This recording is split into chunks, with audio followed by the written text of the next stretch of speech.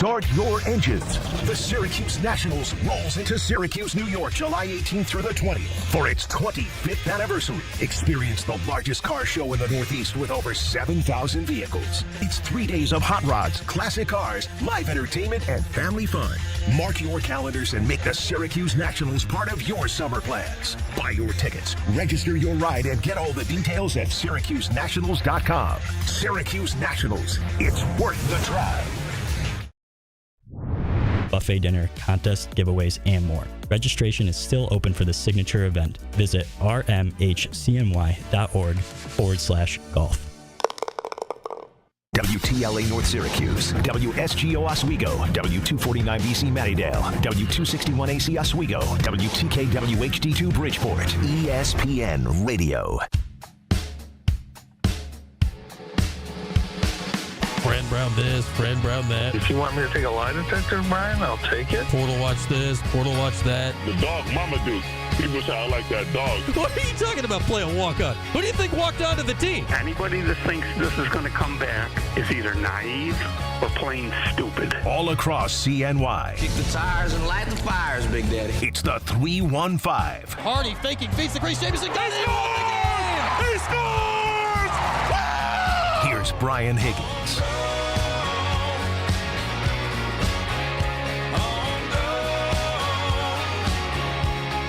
Oh, what's up on this Tuesday here? Rainy.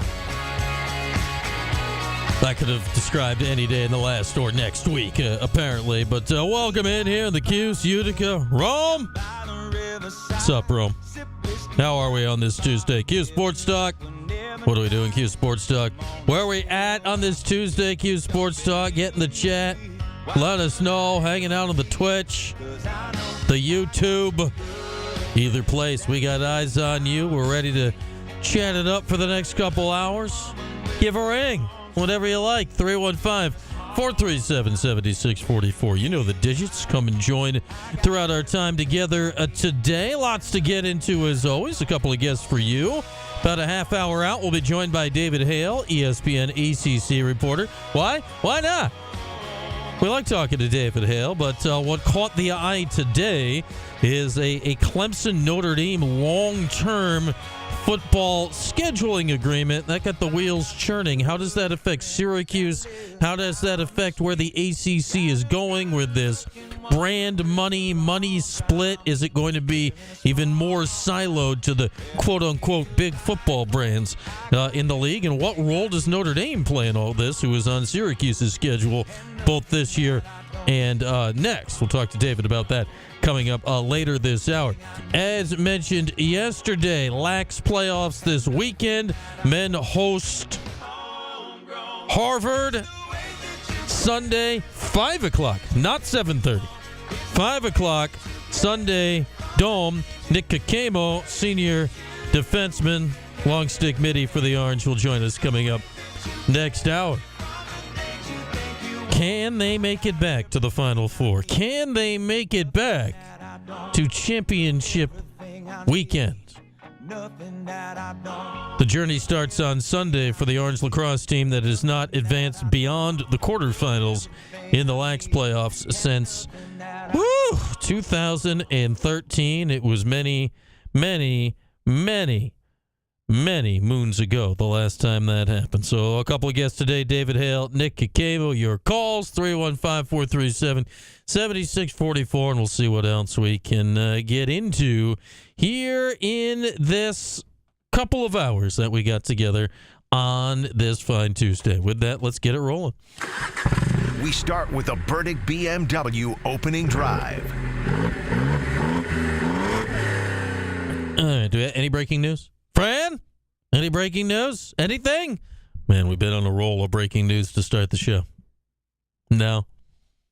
No breaking news today. No breaking news today. The portal is open. Prepare ship for ludicrous speed. Players on the move. Scotty, beam us up fast. Where are they going? To infinity and beyond. It's another edition of Portal Watch. Ludicrous speed. Go!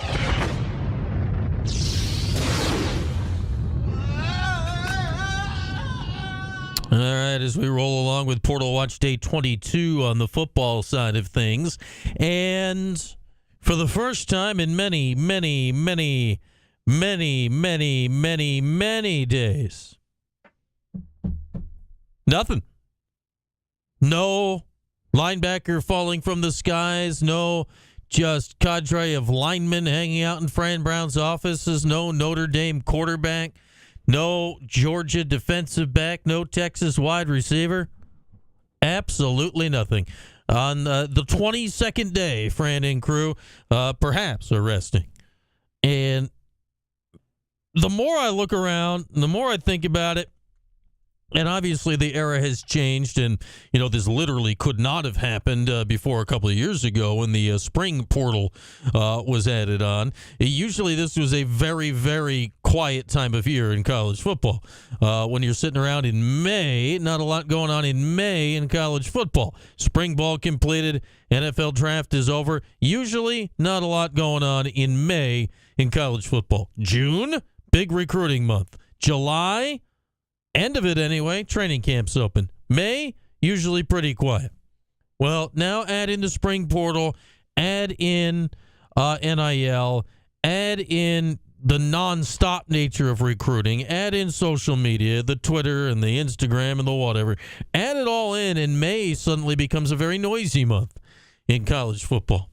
So, combining with the fact that this time of year generally used to be quiet in college football, and that even in the years when it wasn't, Syracuse wasn't exactly making a lot of noise this time of year in college football, I think we are in the midst of the most productive and interesting spring in many ways in the history of Syracuse football. Like, when you look at this year versus last year, like last year, Fran gets hired in November. December was like a light your hair on fire. Every 4.5 minutes, something just crazy's happening.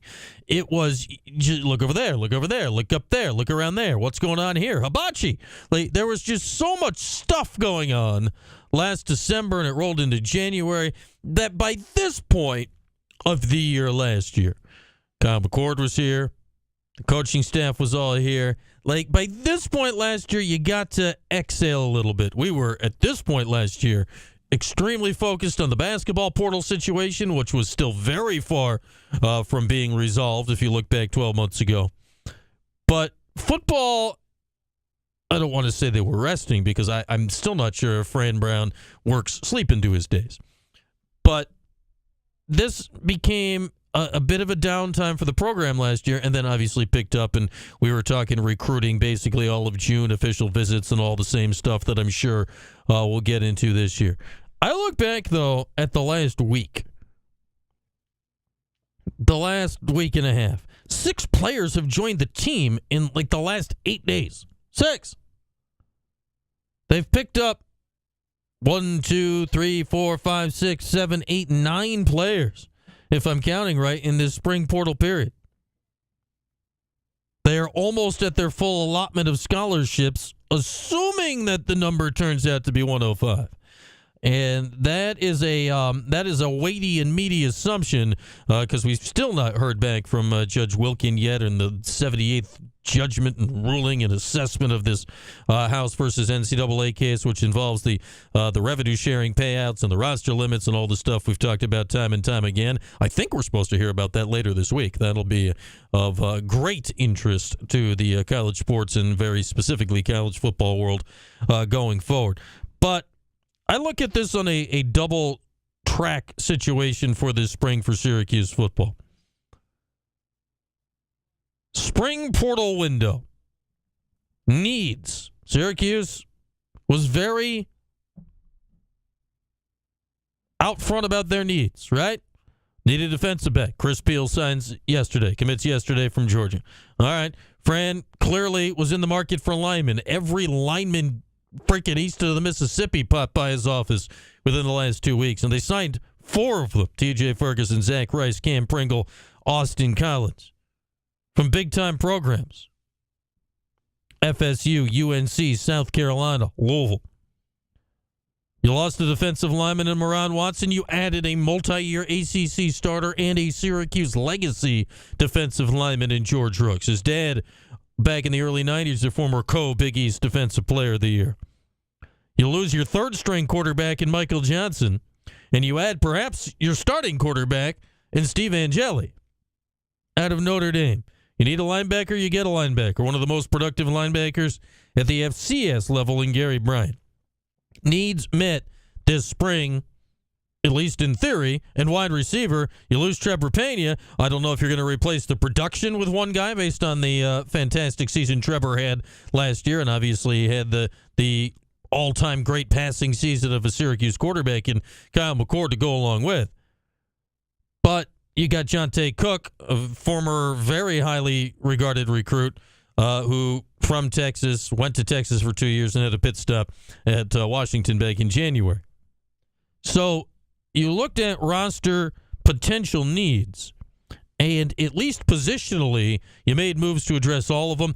Realistically, I look at the roster right now. There's still a lot of question marks on it, but those question marks are due to youth and inexperience, not due to, like, oh, crap, there's nobody on the team at that position.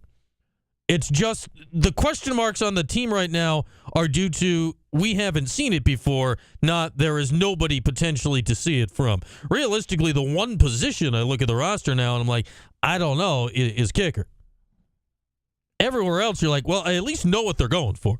Kicker's the one where I'm like, yeah. Especially after last year being one of the worst, if not the worst, special teams season. Yeah, I mean, quite literally since the Dome was constructed. Everything else, though, went kind of all right. So, roster management, on-the-field management, you look at what Syracuse has done this spring. You know, you lost Watson, you lost Pena, but you were aware of your NIL situation. You saw what these two were either asking for or potentially getting in Pena and Watson, and you made a fiscal decision on those two, which sometimes in this area you got to make, and then you went and got a wideout in Cook, and you went and got a D lineman in Rooks to address those spots. And then there's the off-the-field side of things. Fran Brown. We talked about it yesterday, him now being represented by an agency that represents high school and college athletes in the NIL space. What does that mean? You know, coaches have had agents for stuff like this for years and years and years. Why? This has always been legal for coaches. But it's just the simple things, right? Like Nick Saban. How many Aflac commercials has Nick Saban been in over the years? Like 8,007,012? No, Nick Saban was in commercials. Fran Brown is in NIL. Yes, it's the exact same thing. Nick Saban was in commercials. Fran Brown is in NIL. Branding. Market awareness. Being in the mix with the same thing that the kids are doing these days. Fran is not a dummy when it comes to this stuff. Other coaches do commercials. Fran Brown does NIL. I mean, it's some really smart thinking when it comes to things like that from Fran. Now, it helps you win 10-3. If you're doing this stuff coming off a 5-7 debut season, you know, the roses don't smell as sweet. But he went 10-3. Strike while the iron is hot. Get involved with a conversation with Coach Prime, with Deion Sanders about spring game stuff. Speak out about NIL and where the money should go, and then also add in that you want to help the players save their money so they're not blowing it all and going broke. Fran Brown, yesterday, one of the terms he tossed out there in that article by our friend Amanda Kristovich was he wants to be a, quote, thought leader, end quote, in the space of college sports. NIL. Forward-thinking stuff involving practice, new ways to get revenue. Like, Fran is out there in so many ways right now. It's impressive. But as we all know, you know, this is a very show-me industry. It's a results-oriented industry. This is all great right now when you're 10-3. Now you got to back it up again. And he has full plans to do it because it's a parallel track thing, right? He did all those things, but did not neglect the roster as well. I think this has been, in many ways, the most fascinating spring in the history of Syracuse football. Mostly due to the fact that in years gone by, spring was not a fascinating time for anybody in college football. It just wasn't. It was just like, oh yeah, who's going to be, it's a battle for second string left guard. It's like, who cares about this stuff? Now it's big picture stuff seemingly happening every day on the football front. And Fran Brown really, really understands the space right now. He understands the space.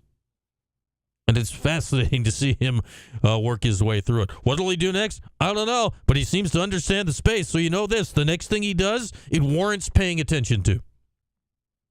It warrants paying attention to because whatever he's done so far, right or wrong, he's not been 100% on it. But, man, he understands the space he's in right now. And he's put together seemingly a very good football staff to deal with the football stuff when he's busy understanding the general world and realm that is college athletes right now. And that is our Burdick BMW opening drive today. I'll be intrigued to see what David Hale thinks about how Fran has maneuvered the space here this spring because, man, Syracuse football off the radar. Like now, ping, ping, ping. They got radar hits all over the lot at the moment. All right, let's get a check of the old markets here on this Tuesday. See if we had a little bounce back on this Tuesday. We got Mike from Lee Baldwin here. All right, Mike, how did Tuesday do you for? Not a great, Brian, or not a great day, or second down day in a row, as all eyes are on Jay Powell and the Federal Reserve tomorrow. So all three averages are down between 0.75% and 1%. Not a real big deal coming off the last month, but hopefully we can get back on track tomorrow. We did have a nice diamond. No industry has been in the crosshairs more than the auto industry, and Ford reported earnings this morning. A little bit of a relief rally. The stock was up about 2.5%. It's only a $10 stock, so not a big move, but at least it was an update for Ford. And our dog, we're going to go with DoorDash, symbol DASH, the food delivery company, was down $15 to $190 a share. They had good earnings. The stock's had a great run, but they did announce they're going to buy UK delivery food company Deliveroo for about $3.8 billion, and they're buying another New York City restaurant-based company named Seven Rooms for $1.2 billion. So a little bit of a buying spree for DoorDash. They spent about $5 billion, and it's been a great stock. Hopefully we can get back on track tomorrow. And tomorrow morning we look forward to a lot of earnings, including Uber and Disney, and we'll see if they can set the tone for a good day tomorrow, Brian. All right, Mike, thank you. DoorDash, active, very active. There we go, Mike from Lee Baldwin with all of the diamonds and none of the dogs. I better not jack up my delivery fees, DoorDash, because you're spending $5 billion. That's all I'm saying. That's all I'm saying. LeeBaldwin.com. LeeBaldwin.com. All right, phone lines open next. 315-437-7644. Chime in on whatever you like. We're talking football. We're talking lax. We got David Hale, ESPN ACC reporter, coming up in 15 minutes. Notre Dame and Clemson have signed a long-term football scheduling agreement. Why does this matter to Syracuse? We'll get into that when we come back as well. It's Q Sports Talk and ESPN Radio. Chat. What's up, chat?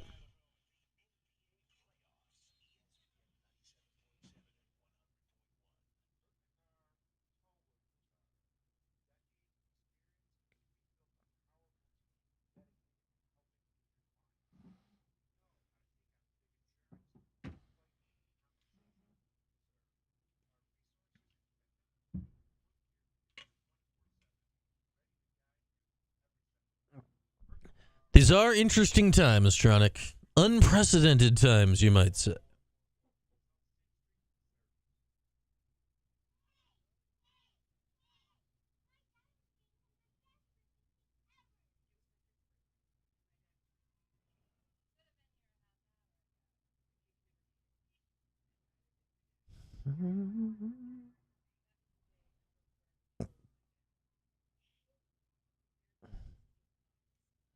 Oh, were you talking about Cody's elbow earlier? Yeah, we might get Cody that Tommy John.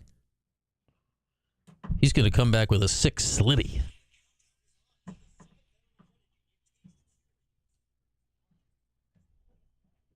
Going to send him to the Yankees pen.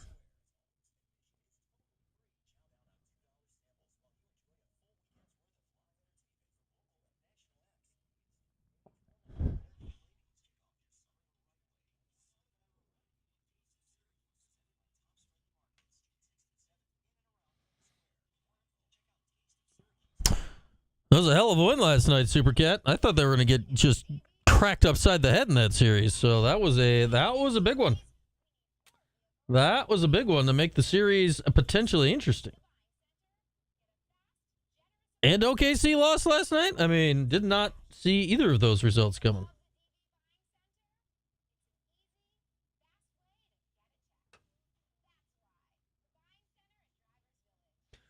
Brunson's a freaking gamer. And I just love Jokic. What did Jokic do? 42, 22, and 6? Yikes.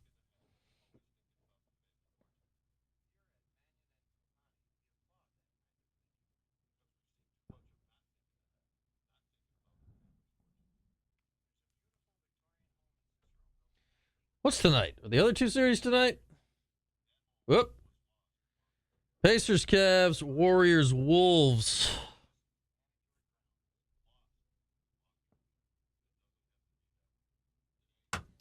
Pacers won, yeah. Well, 3 of the series, the road teams won game 1. Very peculiar.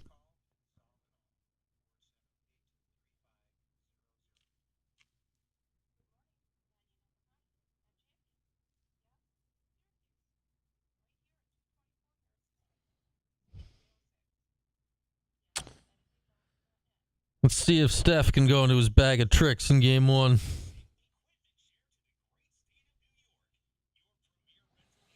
That's peculiar, Jen. Did I get a notification for my show?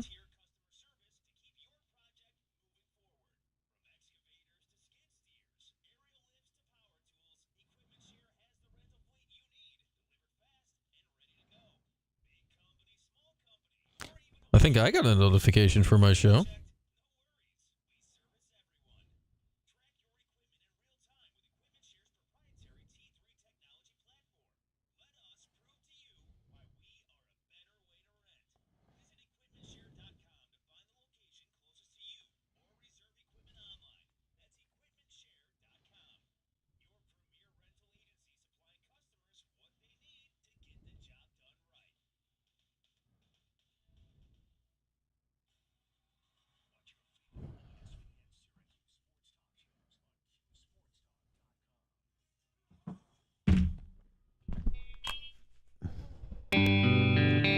All across CNY, it's the 315. Here's Brian Higgins. All right, back at it Tuesday. 315-437-7644. Phone lines open. David Hale, ESPN. Less than 10. Nick Caccamo, Orange Lacrosse team, coming up next hour. Syracuse, Harvard, Sunday Dome at 5 o'clock. But as mentioned, phone lines open. 315-437-7644. Waiting patiently is DJ in Cicero. What's up, DJ?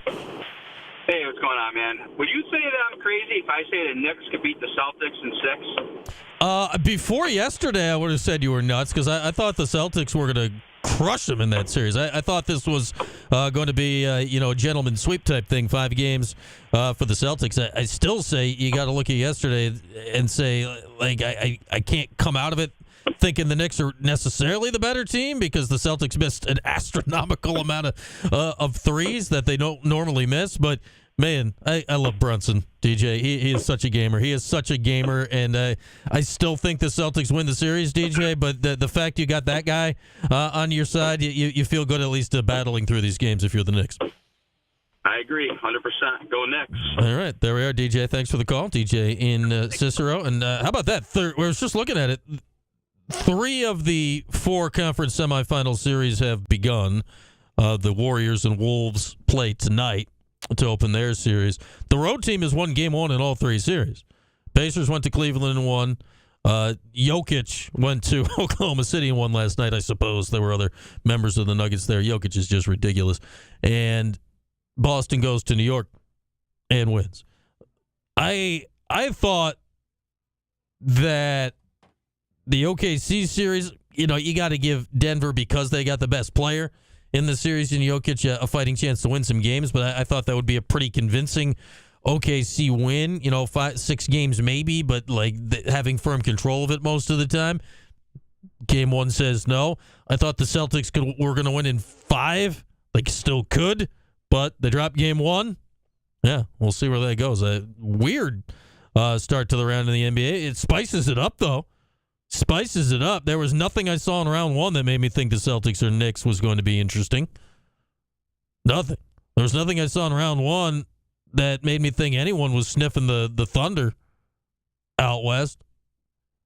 But then, you got the two guys that the MVP's coming down to this year, right? And Jokic and Shai Gilgeous-Alexander. I presume SGA is going to win the award this year. But, man, it just feels a lot of times, right, when you get these matchups in the playoffs and the guy that's going to win and the guy that maybe was the best player, that the guy that actually was the best player comes out on top. You got to love Jokic's medal and playoff tenacity and, all that good stuff in the playoffs. Warriors, Wolves, I got no idea. This Warriors team, on one hand, seems to be running on fumes, but, man, the fumes they got are really good stuff because they got that championship medal that goes back so long with Steph and Draymond, and toss Jimmy Butler into the mix.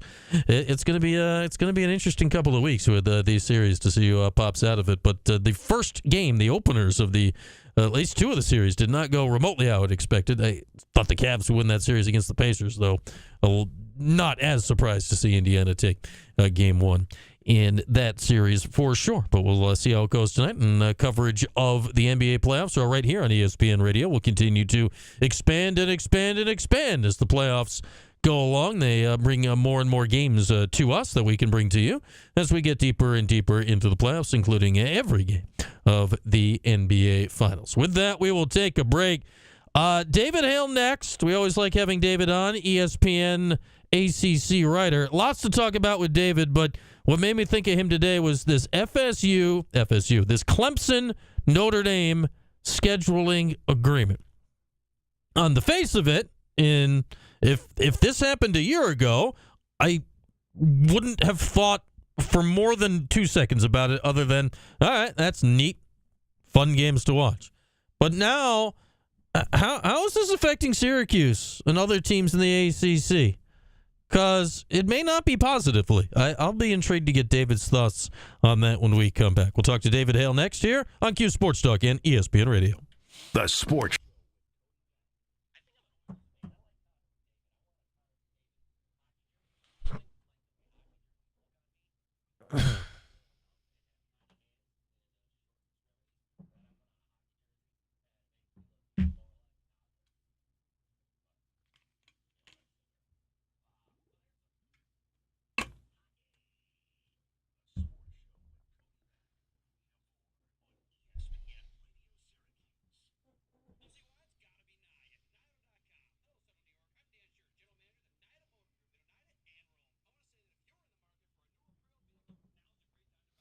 Got to ask David here. David just lost a bet with other friend of the show, Andrea Adelson. I think it was over football picks. I'm not entirely certain.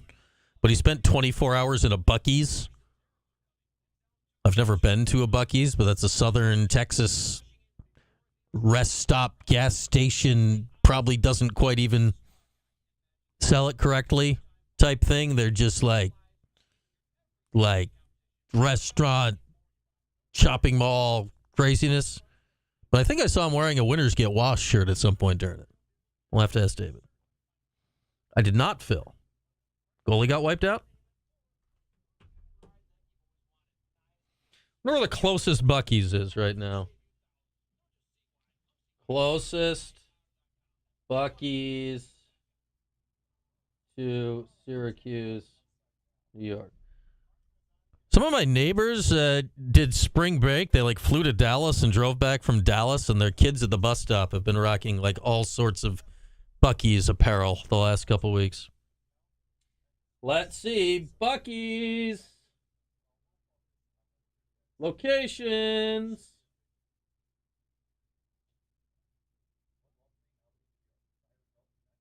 How do I...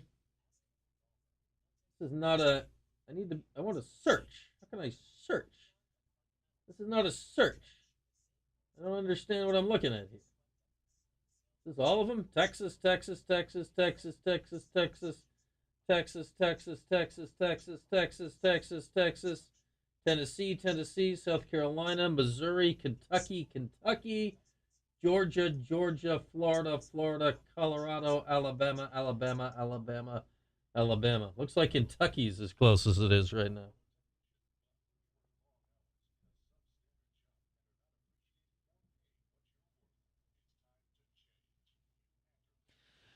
You don't want to get hit in the head, then be puking.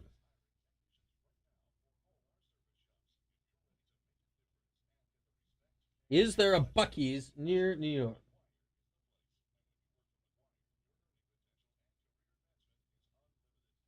It says the closest location to New York would be South Carolina. I don't think that Kentucky is closer than South Carolina. Am I crazy? I suppose it might depend where in South Carolina or where in Kentucky, but Kentucky is more north than South Carolina.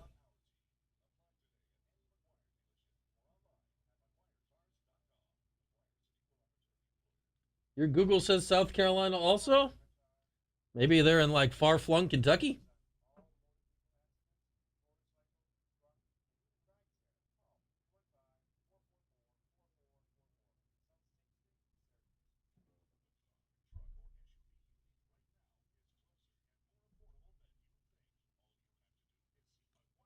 How much time's left in the break?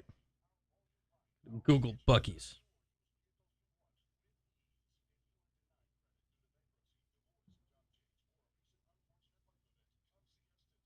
Yeah, like Kentucky's closer, right? Like I'm not crazy that Kentucky is closer to Syracuse.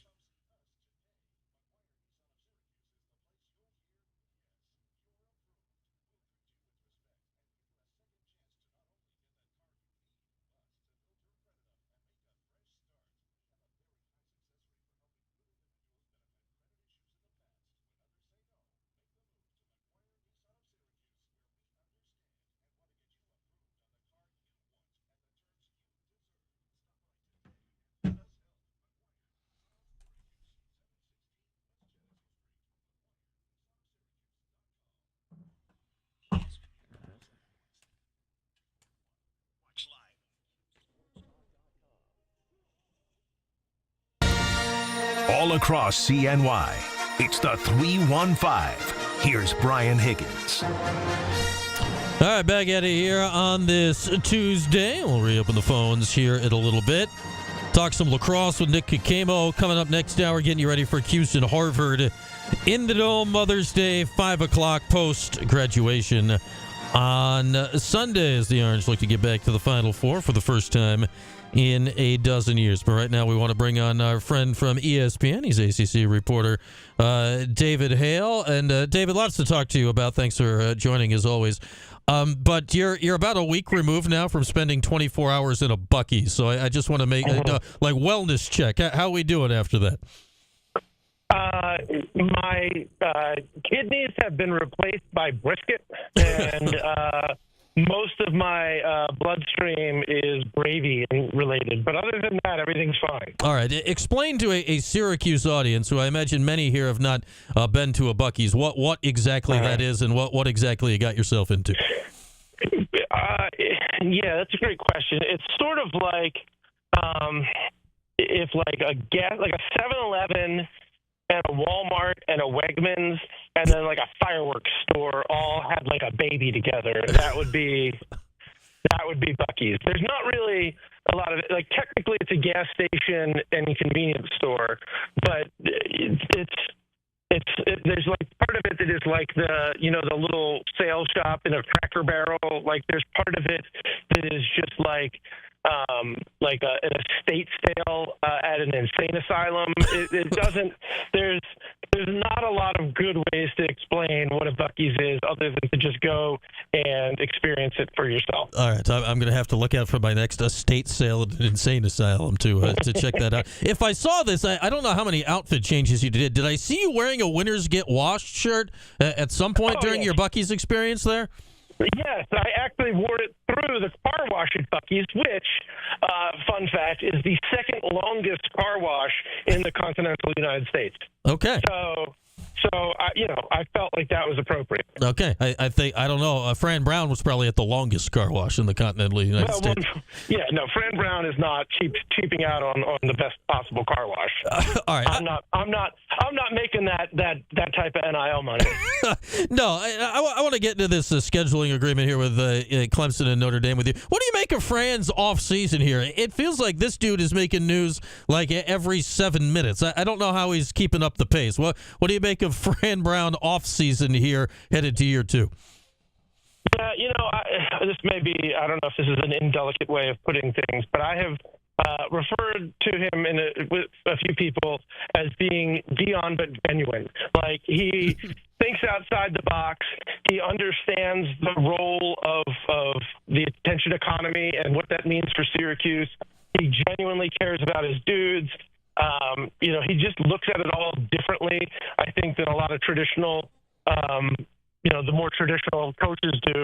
And I think that is great for Syracuse. It is great for me because it makes for good stories and good content. Like, every time you sit down with Fran and talk to him, like, set aside the amount of news that he has made, like, just sit down and talk to him about, like, college football or life or whatever, and you will hear sort of a different perspective than I think you will hear from almost anybody else coaching college football. He's unique, and that is awesome. Yeah, and it feels like, what is he? He's 41, maybe I forget when his birthday is. He might be 42 by now, but it feels like he is understanding the current era just like differently than everybody else, right? Like yesterday when the news came out that he signed with an NIL agency. Like, coaches have been doing commercials and selling stuff for years. He's the first guy to say he's doing NIL. It's the same thing, but he's speaking the language of everybody. Yeah, in some ways it's like you almost kind of can't really credit it because these are things like I feel like anyone should have thought of. It's just like it was so plainly there in your face to do, and no one did it. So, like, in some ways, like, well, yeah, of course, do that. But on the other hand, like, brilliant that like you saw through all of the BS that everybody else like lives by and said, like, well, wait a minute, why am I not doing this? It is not at all unlike about 100 other things that he does where it's like, well, okay, I'm not going to throw the showers. That makes no sense to me. But the rest of the stuff is like, yeah, man, like this resonates with people who need to hear it. And again, it's sort of like, it is funny in a world in which college football, in which dollars talk more than they ever have, and certainly he's done a good job of bringing in dollars to Syracuse that they can go out and get some players that they probably were not getting before. But, we hear the term attention economy all the time. Syracuse was a non-entity in football for a long, long time, and people who are not Syracuse fans are apt to pay attention now because he's interesting and says interesting things and has interesting ideas. Like, there is a value in that. And I'm not sure what the exchange rate between actual currency and attention currency is, but it's not zero. And he's doing as good, again, outside of Dion, as good of managing that. We got David Hale of ESPN with us, and that does spin into what we're talking about today. Like, the ACC is trying to figure out a way to monetize the attention currency, right, with television ratings and how they're going to be dividing the revenue pie. And now Clemson and Notre Dame are going to be playing every year here for a 12-year period starting in a couple of years. Like, how do these things transition into one each other? Like, it's easy to look and say, all right, a highly rated football game does make you more money. How does this all add up to what's going on in the ACC right now? Yeah, well, for Clemson, this is just a stroke of brilliance on a lot of different levels. One, if you're in the ACC, getting eyeballs means a lot because, A, you need more eyeballs because the ACC is making less money, but B, they have agreed to this new brand initiative where the schools with the highest ratings are going to get a higher percentage of TV distribution money, and playing Notre Dame helps your ratings, period.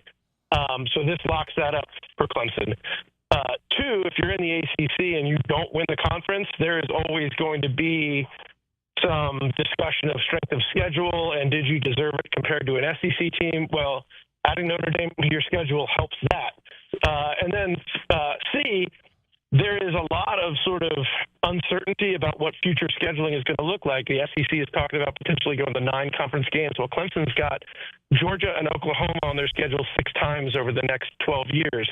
And nothing is official on that yet, but there's certainly a risk that if the SEC goes to 9 games, that those games could get canceled. Mm-hmm. Well, this is your insurance policy here. So Clemson is in a win-win-win situation with this, not to mention the fact that they haven't played a ton, but when they have played, it has largely been some very, very good football games. So all of that is great for Clemson. It's good for the ACC because it brings some attention to the league, certainly. Is it good for the other teams that may not make as much money and would like to be playing Notre Dame more themselves? You'll find probably different answers from different people on that.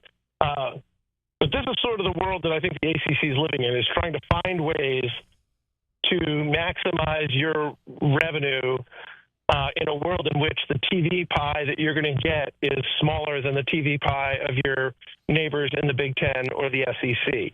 And this is one way to do that.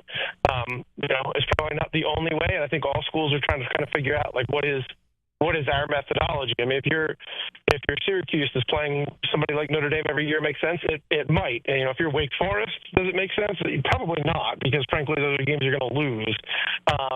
But the ACC in general, and they're going to meet in Amelia Island for the spring meetings next week, and this is one of the big topics, is like, what does scheduling look like? And this is, in an ideal world, how do we want to handle scheduling? It's true for both football and basketball right now. So I think you're going to see them move back to an 18-game conference slate for basketball to give their powers, well, really everybody, a little more leeway in how they want to set their own schedules. And for football, they're really looking for ways to create more high-profile TV games for football in the ACC, because one of the things that we saw this past year with the SEC moving over to ESPN 100% was the ACC was all but shut out of, like, prime time big games on ABC or ESPN proper. Like, they had almost none of those time slots. So creating must-see content is a huge thing for the ACC, not just Clemson, Notre Dame, but I think across the board they're trying to find ways to make this happen more often. And obviously, David, like, this is part of what got decided when those lawsuits got ended back in March or whenever it was, that TV ratings and other brand awareness stuff is going to be part of the revenue split. I had been under the impression, and I get everything's open for negotiations these days, that like this Notre Dame 5-game-a-year ACC schedule had been planned out like long in advance. I think Syracuse has a Notre Dame game on the schedule for like 2037 or something like that. Like, are these games potentially affected? Maybe not Syracuse, but somebody in the league because of this Clemson agreement? Had that not all been fleshed out? Where is that with Notre Dame playing the other teams in the league? Well, you've hit on a really good question. I am told by the conference that aside from the years where Clemson was already set to play Notre Dame, those Notre Dame games will be in addition to the 5 that the ACC already has with Notre Dame. But this is all a little bit of a gray area.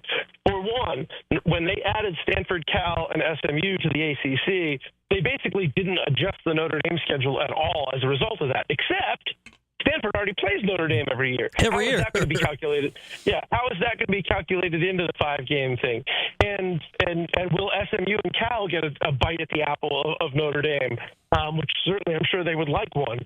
And then, again, do you want to play? I mean, there's been discussion about, can we get Notre Dame and FSU or Notre Dame and Miami more often, because those games will be high profile for our league in a way that frankly Notre Dame and Syracuse probably isn't. But, if you're Syracuse or Boston College or whoever, like, yeah, I want Notre Dame on my schedule. So I expect that at the ACC meetings next week, there's going to be quite a bit of conversation around Notre Dame. And all of that is not acknowledging that Notre Dame has some say in this, too. And Pete Bavacqua, their AD, I'm not sure exactly where his head is, because some of the rumblings that I had heard initially were that he assumed that these games would be part of the 5-game schedule that he has to play the ACC. So I think there is still some I's to be dotted and some lowercase J's dotted, what have you. Yeah, and Notre Dame, as always, right? Like they got the power here, especially after making the title game last year and getting all of that money, right? Like they don't have to listen to anybody on anything right now. They are in the. I mean, look. What you used to be able to say was Notre Dame was taking less TV money to not be in a conference. That is factually inaccurate now, because that was a boon for them financially last year. Like, everything is setting up, and kudos to Pete Bavacqua, because if independence is a priority for Notre Dame, he is really in a very good position with that right now, unless we get to a point where there's super conferences and Notre Dame is sort of forced to pick a side. But until that happens, there's not a whole lot of incentive for Notre Dame to do anything that Notre Dame doesn't want to do. No, not when you just like, hey, here's $100 million. Like, they're good. They're good fiscally. We got David Hale from ESPN with us. You know, one thing that popped out to me from your article about this today was something that Dan Radakovich said, the Miami AD, the former Clemson AD. He almost, it felt like he just casually just floated this. That Yeah. just like, oh, by the by, maybe we could have divisions again, but, you know, divided by brand. That was like a, whoa. wait a minute. The fact that he just casually tossed that out loud there, that was interesting. Yeah, and I will give Radakovich credit. He says a lot of the things that other ADs won't say because he has the luxury of having worked in this league for a really long time and probably not for that much longer before he wants to call it a career. Mm-hmm. And so there are no consequences to him saying these things. Look, he has been an outside-the-box thinker about what the future of the ACC and college athletics is for a long time. So I think, you know, this is a little bit probably of him throwing an idea out there to see what the response is. But, you know, I can also see some value in general. Like, yes, monetarily, does it hurt if you're not getting a bunch of big games? Like, it's not to say that those, like, if you split, let's say you split into two divisions and there was a division with the eight biggest brands and then the 9 other brands, and how you would split that up, I have no idea, because, you know, good luck deciding who the 8th versus the 9th biggest brand in the ACC is. But let's say you did that. Well, it creates more inventory, this top inventory for ESPN. So maybe you get a little more money from ESPN, and that helps everybody. And then it's almost a little bit like the NFL scheduling model where, yeah, it's not a bunch of games or whatever, but, like, if you finish dead last in the NFC East one year, you're going to play the last place team from one of the other divisions as part of your schedule. Your schedule gets a little bit easier because you finished last. I think there could be something to that. If Syracuse, let's say, theoretically is not in the top brand division and they're in the lower division, well, okay, you're bummed that you're not necessarily going to have Clemson, Miami, Virginia Tech on your schedule, but maybe you have Wake Forest, Boston College, and Cal on your schedule, and you've got 3 easier wins. So as you are looking at a potential playoff run, you're probably going to have to defend your strength of schedule, but you've got a much better chance at finishing with 10, 11, 12 wins against a lesser schedule than you do if all of those teams. Now, I would also argue the flip side of this is the ACC, if it were to do something like this, could be shooting itself in the foot by taking all of its biggest brands, making them play each other, and end up with 4 losses on their resume. Yeah, the SEC can survive that. I don't know if ACC schools can exactly survive that. Let me just loop this back to the beginning here, David, as we wrap it up. Like, the Fran Brown of all of this, when you talk about Syracuse as a brand here, like, it feels like Fran has changed the brand, right, in the last year. How much can one guy, right, like, have an effect on things like that? Well, again, I mean, look at Deion. Like, nobody cared about Colorado before Deion's there. Now, would people continue to care about Colorado after Deion leaves? I think that is a very open question. At some point, does winning 8 or 9 games at Colorado with Deion there stop being interesting? I think that's an open question. But what you get, I mean, look, Syracuse won 10 games last year. Yeah. That doesn't happen a lot. If you can keep building on that, like Manny Diaz is trying to do a little bit of the same thing at Duke, where, like, hey, he went out and got some names at quarterback the last couple of years. They won 9 games. Like, if you can build something over a more sustained period of time, it does start to change the conversation. Like, and we are in a different world now where, like, the biggest problems that Syracuse had in the old regime was, like, there's not a lot of recruits in upstate New York, and you don't have all the facilities and nice things that the SEC has. Like, it's hard to build a winning team there. Well, look, if you've got donors who are interested because Fran Brown has made them care about the program, you put a couple of winning seasons together where players know that they can go there, win, and get drafted, and you've got some money to spend, well, now all of a sudden the dynamic has changed. And look, you know, under the old regime, and you go back to the 50s and 60s, like, Syracuse was a player in college football. The world changes, and it doesn't always mean that it's going to be just because Alabama and the SEC have dominated for the last 20 years does not guarantee that the next 20 years are going to look the same. So what he's doing is smart in saying, like, I'm not going to be beholden to the way that things have always been, and I'm going to try to convince you to feel the same way. I think he's doing a really good job of it so far. But those things, what they don't do is change overnight, and what they don't do is change with one 10-win season. He's got a point where people are like asking good questions now. They're like, hey, what about Syracuse? You got to build on that. You got to keep building on that momentum. You can't go back to 6-6 this year because a lot of the air will get let out of the balloon. And you very well might, because the schedule is just brutally insane this season for Syracuse. All right, last thing, David, before we let you go, you mentioned ACC meetings next week. Any major things? You mentioned basketball schedule. Any major things you're keeping your eye on at that next week? No, like this is the crazy thing is like the last few years it's been like, is the whole conference going to fall apart in Amelia Island? And this year it's going to be a little more boring. Scheduling and the Notre Dame component and basketball scheduling, that will all be discussed. We're going to have certainly a lot of conversations around the House settlement and rev share and some of that stuff. Obviously, there's still conversations about what's going to happen with roster limits to get the House settlement over the finish line. I think we'll have some additional discussions about revenue distribution in the college football playoff. But it's administrative business, basically, which is what these meetings were always supposed to be. They just haven't been for the last couple of years. No, 2 years ago, they're taking secret votes of who might leave the league together. Now maybe they can just go play golf again like you're supposed to with these things. Exactly. All right, David, great to chat as always. Thanks for hopping on. I'm sure we'll catch up again soon. All right, good talking to you. All right, there he is, David Hale, ESPN, always fascinating, and he survived a Buc-ee's. I have not been to a Buc-ee's in my life, much to my great shame. Most of them are in Texas. I've heard they're life-changing experiences, but we'll see if we can work that in. Best I can figure, the closest one is in Kentucky, so group trip to Buc-ee's at some point in the future. With that, we'll step aside. Phone lines open for the next little bit, 315-437-7644. And this hour brought to you by William Battar. Nick Caccamo from the Lax team coming up in about 25. We're back after this here on Q Sports Talk at ESPN Radio.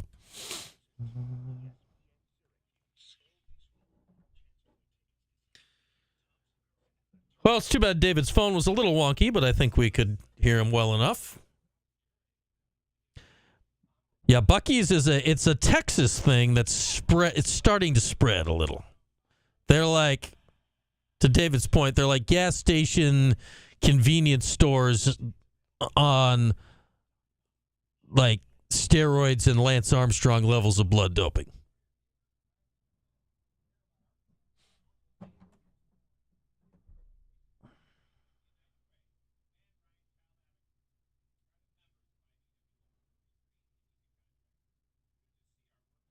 I mean, Stewart's on crack. It's Stewart's on crack, meth, heroin, and like 12 other things.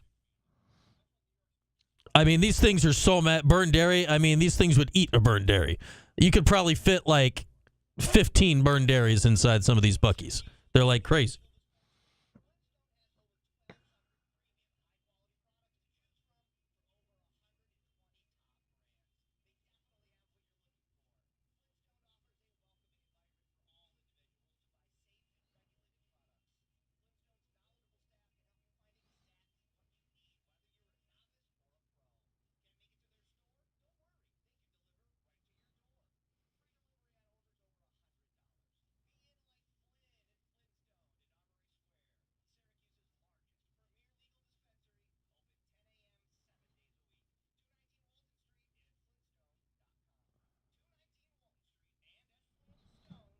It's a gas station with great branding, LA Orange.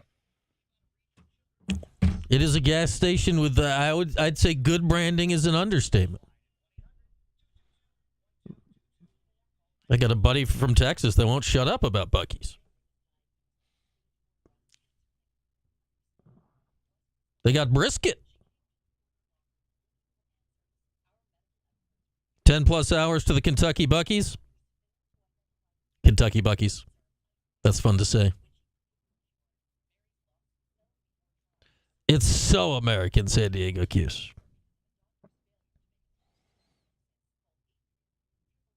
I need an Instagram video of I feel there's multiple of them, but like the British dude that's like going around experiencing America.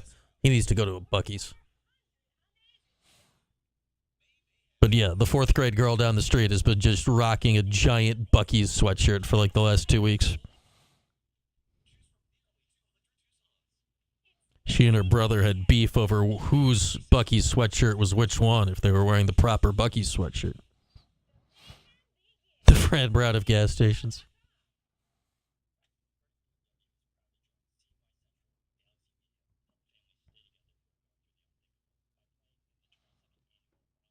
Look, it's Paulie.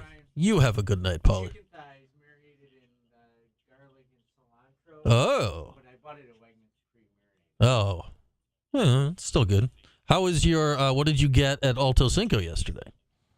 Shrimp tacos. I like their shrimp tacos. Very good. I do like those. I didn't realize they didn't have cow product. They don't have cow product? Chicken, catfish, shrimp. Really? Yeah. I've never... No, do they have porks? Tofu. Like, I've never... I like their shrimp tacos. Their catfish burrito's really good. It's because you've ordered that because they don't have...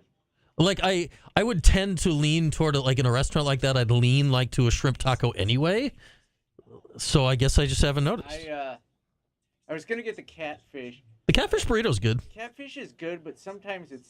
It can be catfishy, yeah. Theirs is usually, like, I've had their catfish burrito before. It's good. Interesting. I had beefy tacos last night, but I was at home.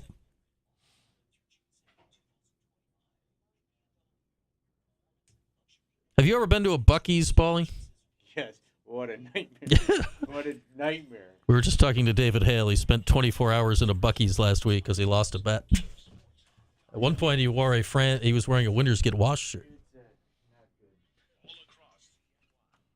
The 315. Here's Brian Higgins. All right, back at it. Always great to talk with our guy, D. Hale.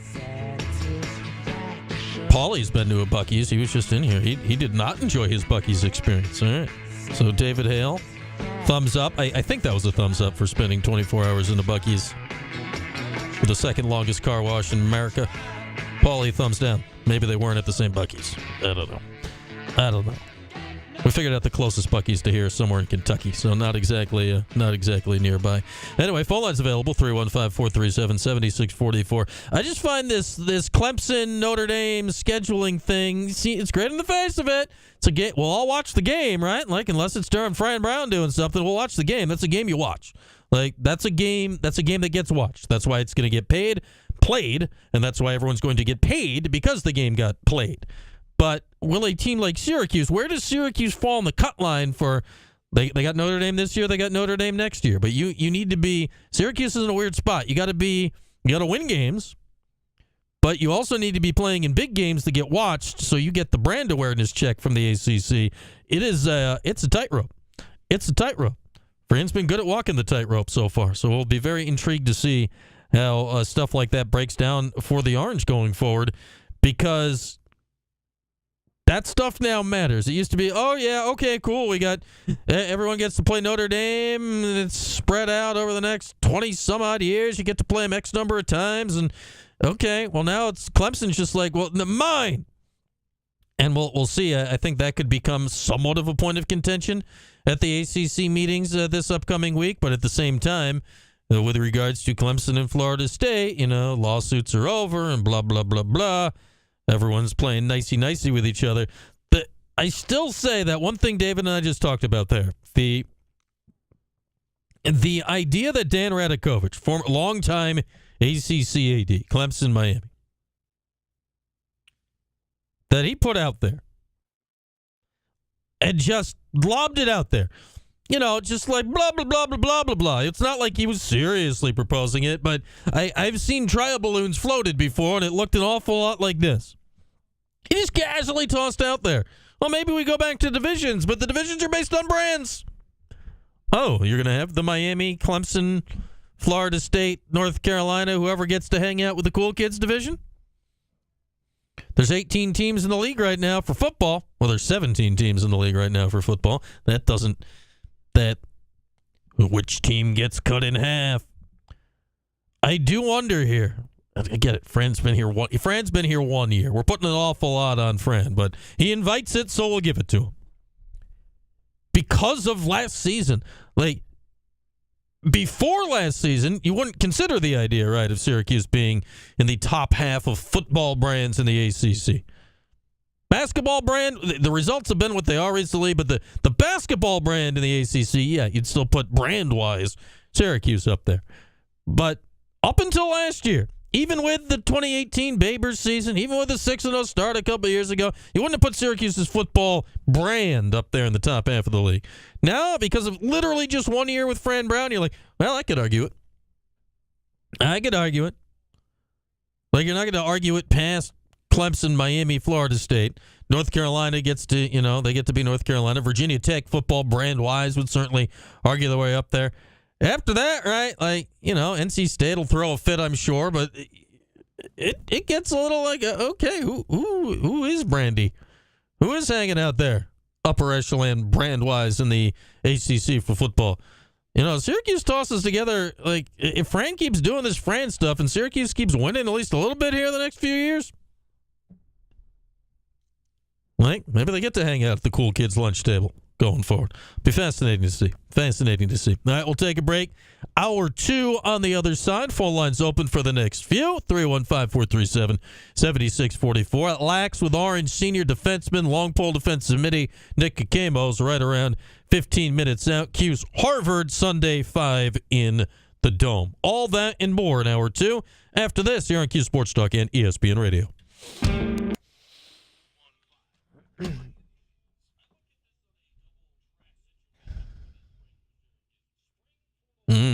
Avocado. What are you saying? Bacon wrapped trip tacos with avocado, salsa fresca, and grilled what? Why am I not eating those right now, San Diego Q's? I never realized Alto Cinco didn't have pork or steak. Huh. I knew they did some crunchy granola-y things with the tofu and all that, but Interesting.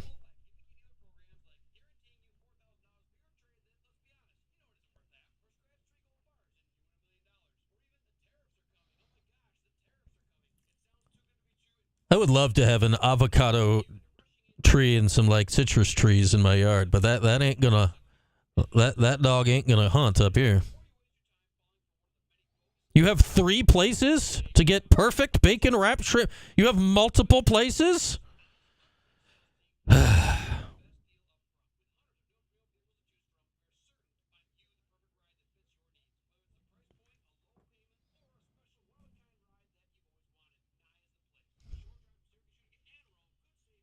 Cerveza. Cerveza, por favor. Margarita, por favor.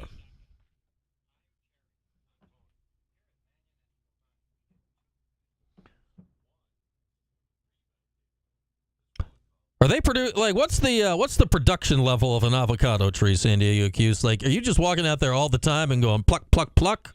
What's how fast are they in San Diego? Are they just producing all year long? Take me through San Diego avocado tree life. The world needs to know. Did they also have a lime tree so they could make guac? I feel if you have the avocado tree but don't have readily available limes, then we might be out of ratio.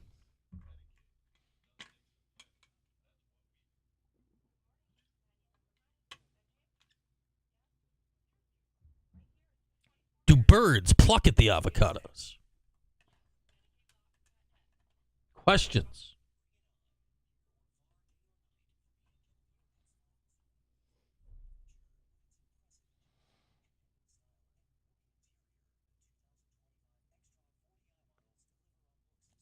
In clay, Kev?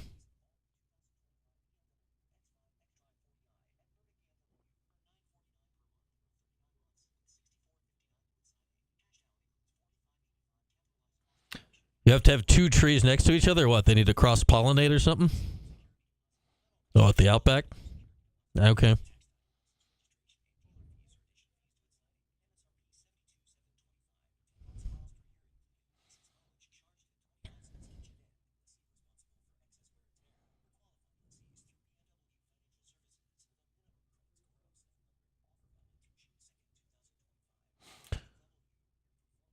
Another truck hit the Parkway Bridge? How does this keep happening? How does this keep happening? What is wrong with people?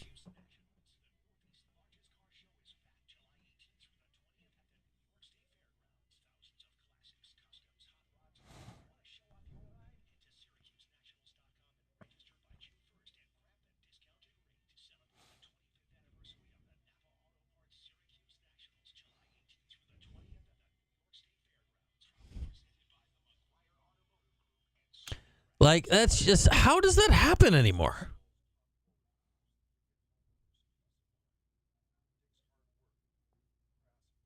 And how, if you're driving a truck,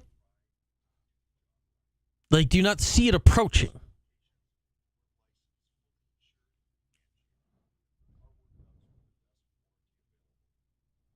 And be like, that looks a little low.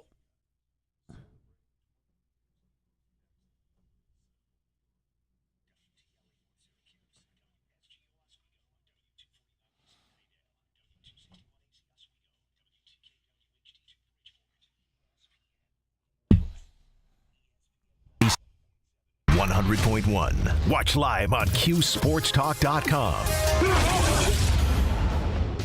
Can we review our status here, Si? Let's look at this thing from a. I guess so, Kev. You'd know. You'd know.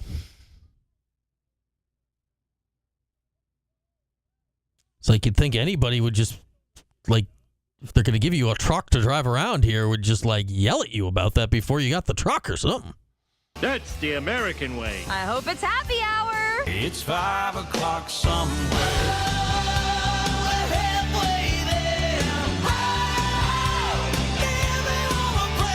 This is a great day. A really great day. All across CNY, it's the 315 with Brian Higgins. Halfway home, we drive into the second hour with Verdict BMW. That we do. Hour 2 arrives. You can join for the next little bit. Phone lines open and ready. 315-437-7644. Talk a little Fran Brown today. Why? Why not? Why wouldn't we talk a little Fran Brown? The most interesting man in all the ACC. Yeah, take that, Dabo. We'll talk to Nick Caccamo, Syracuse senior defenseman, coming up in just about 10 minutes. Cuse and Harvard on Sunday in the Dome. It's a 5 o'clock face-off. We're talking to several players, coaches, whatnot from the Orange lacrosse team over the course of the remainder of the week, leading up to what I can guarantee you will be the final Dome lacrosse game of the season. The women, no playoffs in Syracuse this year. They'll be at... Where are they? They're at Yale to play Brown on Friday. Then if they'd win, they'd likely play Yale, who is the 7 seed? Yes, in the round after that. And then if they win that, likely Boston College would be awaiting to just pulverize anyone who's standing in their path, because that's what Boston College does this time of year. But the men's game coming up this Sunday is fascinating. It is always interesting. And it happens a lot in lacrosse, right? The big boys play the big boys in lacrosse. Like, everyone plays everyone. Like, you look at this tournament, the 1 seed is Cornell. Syracuse has played Cornell. The 2 seed is Maryland. Syracuse has played Maryland. Like, Duke's in the tournament. Syracuse has played Duke. Notre Dame's in the tournament. Syracuse played Notre Dame. North Carolina's in the tournament. Syracuse has played North Carolina. Colgate won their league to sneak in. Syracuse has played Colgate. Am I forgetting somebody? Probably am. But like, Syracuse goes out and they schedule and they play and they play and they play and they play Harvard. And they played Harvard this year. Syracuse never plays Harvard. They played them in the 06 first round. They beat them and ended up in the Final Four that year before getting just crunched by one of the all-timer teams in an undefeated Virginia squad that year. So there are a lot of playoff rematches in lacrosse. One of Syracuse's more recent hosted home games in the Dome was against Cornell. 2018, I think it was.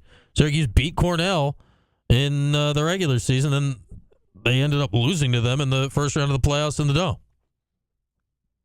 Like, to say the first result guarantees the second, it does not. I always think back to And this was one of the more masterful coaching performances that John Desko, I think, ever put out there. This was 2004, Mike Powell's senior year. Pretty good at lacrosse, that Mike Powell. Syracuse that year had gone down to Johns Hopkins. It was like the first weekend of March. Hopkins was number one in the country. They were the best team that year, led by Kyle Harrison. And Syracuse got absolutely annihilated, limb from limb. Mike Powell was shut out. Shut out, Mike Powell. No points, no goals, no assists, no nothing. Syracuse lost that game 17-5. And John Desko and staff spent the rest of that season, because as we know, especially then, Syracuse's only goal was the national championship. Syracuse spent the rest of that season knowing, not thinking, knowing that in order to win the national championship, in whatever round it may happen in, they were going to have to figure out a way to beat Hopkins. They were going to have to figure out a way to beat Hopkins one way or another. And they had lost, they'd gotten crushed by Hopkins in the semis in 2003. They'd gotten crushed by Hopkins in the regular season in 2004. They knew they were going to have to beat Hopkins to win the national championship. So they started practicing zone every day in practice, a zone defense every day in practice, like one session of practice every day for the rest of the season. They never played it in the game. It was like a one-goal game, tie game at halftime of the national semifinals. That's when Desko and company make the call, toss out the zone. They win going away by 6. It end up beating Navy for the national championship 2 days later. Now, I'm not saying this Harvard game is like that. Syracuse has been planning to play Harvard for the last 2 months, ever since they lost that game in the Dome back in February. But Syracuse has the advantage in some ways of having lost in that they can tweak some things. Harvard won the game, though. It's also a weird scenario where Harvard won the game, but they also need to tweak some things because they got absolutely hammered in the faceoff. Syracuse won 28 of 32 faceoffs in that game back in February. So this is a weird rematch where there are obvious things both teams need to change. Sometimes the team that wins the regular season meeting, you almost get stuck because it worked. And if it worked well, if you crushed the other team in the regular season, like, on one hand, you'd be dumb to change everything you did, right? It just wouldn't make a lick of sense to change anything you did. You crushed them. Back in 2004, Hopkins won that game by 12. Are you going to change that? That would be stupid. Dave Petromalo was their head coach at the time. You going to change? No. This Harvard-Syracuse game, it was kind of a weird game the first time. The Orange were up 5-0. The Orange dominated faceoffs. What do they need to change? What does Harvard need to change? I don't know. Both teams, I feel, have lots of answers to that question. This could be a fascinating game on Sunday in the Dome at 5 o'clock on Sunday night, with the winner headed down to Hofstra next Saturday, either noon or 2:30 for the quarterfinals. And the winner of that, and perhaps Princeton, will have a chance to make it back to championship weekend and the Final Four. All right, with that, we will take a break. We'll talk lax with one of the guys that will help decide it on Sunday. He's Nick Caccamo, Orange defenseman, Orange long stick midi. He'll join us when we come back after this here on Q Sports Talk and ESPN Radio. All the drama. Now recoils, fades and hit. All the excitement. All in one place. Oh, he's the most active guy in the building. The NBA playoffs. ESPN 97.7 and 100.1. It's time for Your Best Guess, sponsored by Pawn Pro on Erie Boulevard East in Syracuse, with your favorite local sports guys, Brian and Paulie.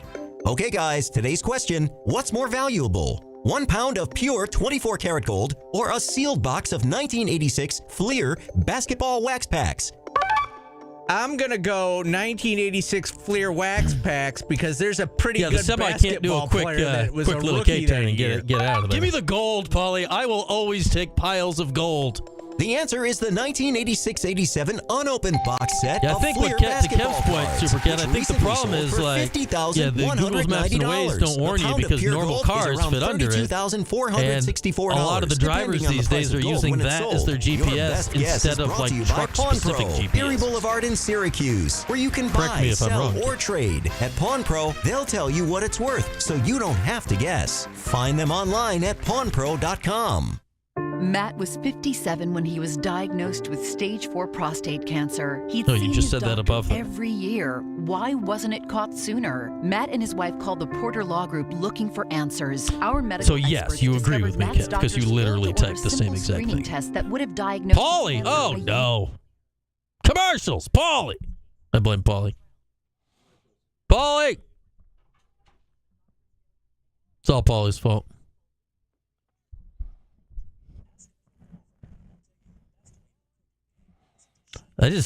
Even with the signs, like, there's so many signs now, warnings.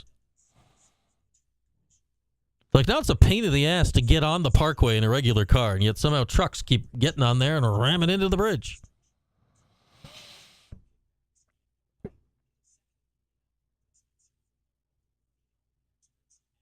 The plan is tomorrow, UO. He was busy yesterday prepping and today doing PLL draft stuff. We have penciled in tomorrow, UO. Thank you, David. We're going to touch base in the morning and I'll lock that down, UO. But probably tomorrow, 4:30. No, Super Cat. No.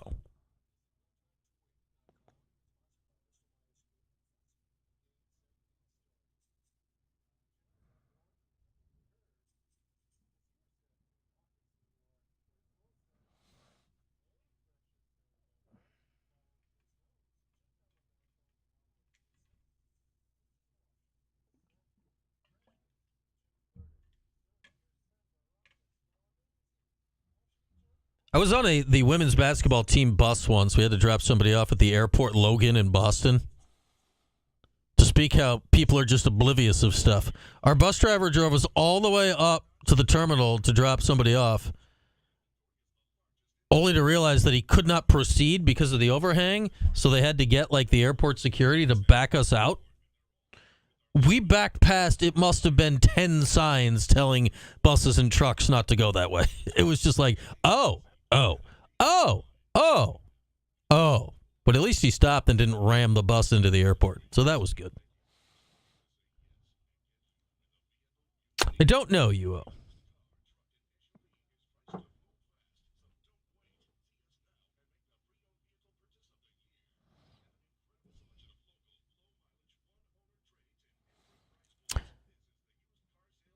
That's why it's always a good crowd, but it's always tough, right? It is Mother's Day Sunday evening. Honestly, I think the 5 o'clock start time, I wonder if that's actually going to be tougher than 7:30.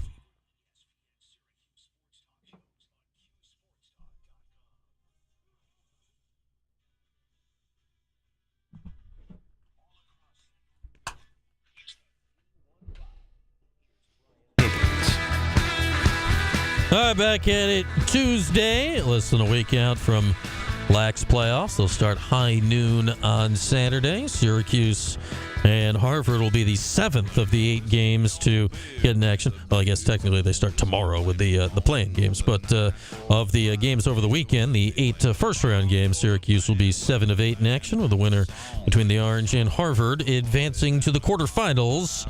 Coming up on Saturday down on Long Island at Hofstra. With that, we bring on Syracuse senior defenseman, senior long stick midi, Nick Caccamo. Nick, congrats on the ACC championship last weekend and getting the home game this weekend. Take us through the last week or so. This must have been a bit of a whirlwind for you guys in winning the ACC and now getting ready for the playoffs here. Yeah, 100%. Like you said, I mean, it's awesome. I love bringing home the ACC trophy to Syracuse. But, our focus is on the next game. It was beaten today and on to beaten tomorrow. And then, just focused on the Harvards all week. Yeah, and that has been your mantra, your guys' mantra here for the last few months. Like, take me back to last Friday when you're getting ready for Notre Dame, and were you guys looking at all like, hey, we better not lose this game because you never know how the playoffs are going to go, or were you able to put that out of your mind as you got ready to play Notre Dame last week? Yeah, I think you got to take that aside, and you just, you can only control what you can control, and on Friday, the only thing we were able to control was beating Notre Dame, and I think we all agreed as a group to kind of just focus on that, and whatever else happened. We would deal with it as it came, but thankfully the odds worked in our favor when we won those games that we needed to win. But it's been our mindset the whole year. You take care of business for what's right in front of you, and then you move on to what's next. And I think we did a good job of that with both games. The Friday game and then also the championship. Quick turnaround. No one was all fat and happy on the win on Friday. I think we were just ready to move on to the next game, and I think we're in the same spot right now, where it was positive outcome this weekend, but at the same time, that doesn't mean anything. So on to the next. What I found interesting about the last weekend too is you beat Notre Dame and you guys played really well, and that was kind of a pretty cohesive performance. Then you turn around in 2 days, right on Sunday. That's a really quick turnaround, going from Friday night to Sunday at noon to play that game against Duke. And man, that was a grinder. What did it tell you guys that you were able to win, very different styles of games in that short time period? It was awesome. It was something I think we were looking for, and for it to happen in a 2-day stretch was awesome. But that first game against Notre Dame, a little bit more high scoring. Second game, a little bit more of a rock fight, as we put it. But it was nice to be able to win both games. One game was more an offensive game. The other was more of a defensive, stalemate. And I think for us, right now to win those 2 games was perfect timing to just kind of show that we could win either type of game. But however it ends up this weekend, whether it's a shot on every first 10 seconds of the possession, or if it's, just long grinded out possessions, it doesn't matter. Like I've been saying, we're just treating it one play at a time, one possession at a time, and, one day at a time here. We got Nick Caccamo with us here, getting you ready for Cuse and Harvard coming up on Sunday, a rematch from a game back in February in the Dome. One of your new teammates this year, Nick, is Michael Grace, who came over from RIT, where obviously they had great success. He won a couple of national championships at that level and has really played great all season long for you guys. From what I've heard, he got you all together last week. It was like, man, we got to get back to having fun. How much did that message resonate with you all? Yeah, I mean, he's a great guy to have in the locker room. Obviously, everybody loves him as a person, but he brings that championship pedigree from his past experience at RIT. He's kind of seen the month of May, both on the winning side and also the losing side. So he kind of has both of those experiences, and he's been great in terms of just giving us fifth-year leadership, especially during times like these where season's wrapping up and we're getting into the playoffs and whatnot. So he's been phenomenal. And I think his message last week was that, along with a few other things. And, I think a lot of the guys responded and kind of, listened to him when he spoke. And, it's felt great the last week, just enjoying each other's company and, taking advantage of, every opportunity. And, you're only guaranteed 1 week at a time at this point. And I think that was a big emphasis of just, Monday practice, Tuesday practice, that's got to matter as much as the game. So, he's got great leadership, great voice. Everybody loves him. So, having a guy like that in our locker room this time of year is huge. How important is the idea of fun at this time of the year? Because there can be a lot of pressure, right? Yeah. It's one game, you're done. Everything's on the line now. How important is it to try to keep it light at various points going through May? For sure. I mean, it's very important. And, I'm glad we got to experience, the month of May last year. But it's got to be one day at a time. I mean, that's really all you can control. Is you can't control if you're going to get a good game from the other team or not. But what you can control is how prepared we are. And I think a lot of the guys are really taking that seriously and, just making sure whatever they throw at us, we're going to be ready for it. You mentioned May last year. You guys obviously got to play in 2 playoff games last season. What do you take from those 2 games experiences going through it that you think you guys can apply here this year? Yeah, I think just taking it one day at a time is what I learned a lot last year.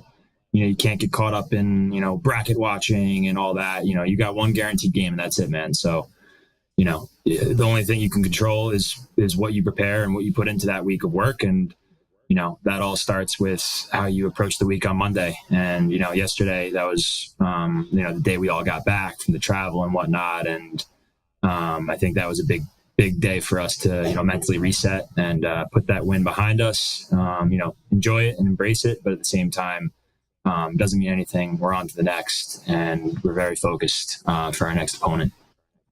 All right, and this week can be very hectic. You're a senior, Nick. There's graduation this week. There's Mother's Day this week. There's one of the biggest lacrosse games of your career this week. How do you parcel out your time and your attention for all that stuff? You just, guaranteed 1 week, and you embrace it and you enjoy it. And you know what? I mean, you're only guaranteed so many opportunities, especially as a senior. And I'm just enjoying the whole ride, and I'm enjoying every single day, and I'm making sure I'm doing whatever I can do to beat Tuesday today. And then that's going to carry over tomorrow. I've talked to a lot of guys over the years about this because it is unique, right? With graduation and all this stuff leading right into a lacrosse game this weekend. Mm-hmm. Are you, as a senior, are you doing all of the graduation activities? Some, none? How do you decide to do that with the game sitting out there on Sunday? Yeah, luckily I got to do this last year. So I graduated early. Okay. So I graduated last year. So I'm not walk-in or anything like that where I gotta make sure the parents get the pictures on the graduation stage. So personally don't have to worry about it. Other guys, they'll deal with it. It is what it is. But I think a lot of the guys are a little bit more focused on the lacrosse game. Our focus is all on this game on Sunday, and just being as ready for that as possible. And graduation, whatever it is, that's in the way, we'll deal with it. We'll figure it out. But no distraction. All right, fascinating game on Sunday as well, too. What's this like getting ready for a team you've already played? Obviously, you just did that twice in the ACC tournament, but this is not a conference opponent. It's not a team before this year you guys had ever played before in Harvard going back. And then, obviously, they came back and got you late. When you look back at that game, what from that game in February applies this week? It's nice that we get to face a familiar opponent. It's definitely a benefit. But it's a bad taste in all of our mouths, and no one's happy about that loss by any means. And it's definitely a little personal for us, this game right here, making sure we get these guys back. But like I've been saying, it's the same thing as anyone. It's a benefit that we got extra film on them from earlier in the year. But, we're just treating it the same. It doesn't matter if it's an opponent we've played 3 times or haven't seen yet. We're putting a lot of work into it, looking back at the game from before, looking back at their most recent games, and just, it's trying to see what we can, maybe do differently. How's your goalie handling it? Jimmy McCool's had a fantastic season with really that game being the one I'm sure he'd probably want to look back on and change, playing against a lot of his high school buddies and all that are on Harvard. How have you noticed Jimmy certainly improve since that day? Because my goodness, he was spectacular down in Charlotte. Oh yeah, I mean, he's phenomenal. He does such a good job of just kind of taking advantage of the moment.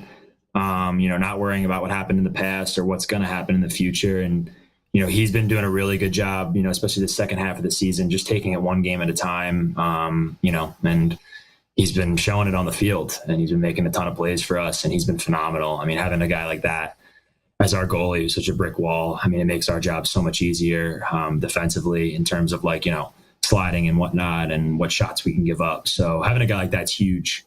But he's been laser focused, and he's a big proponent of making sure we have some fun too.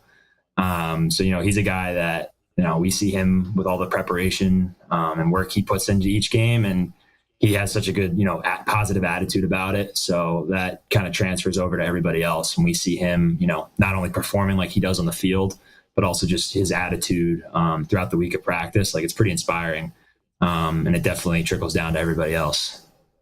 All right. You've played now. Will Mark was here the last couple of years. He was an All-American. They're just very different styles of goalies, right? Like both excellent goalies. How different has it been for you guys on defense to play in front of Will and now play in front of Jimmy? I mean, luckily for us, they're both phenomenal.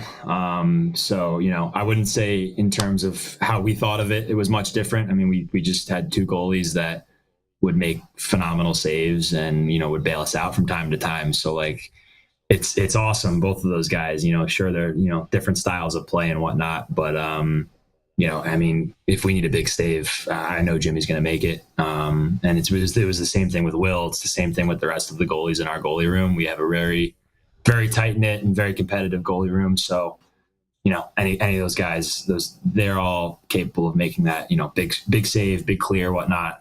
But yeah, I mean, we've been fortunate for sure to have, a guy like Will, now a guy like Jimmy, step in and do what they've been doing.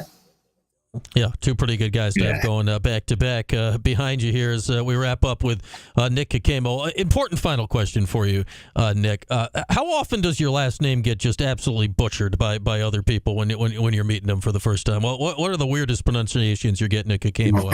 It's enough not to take it personal, that's for sure.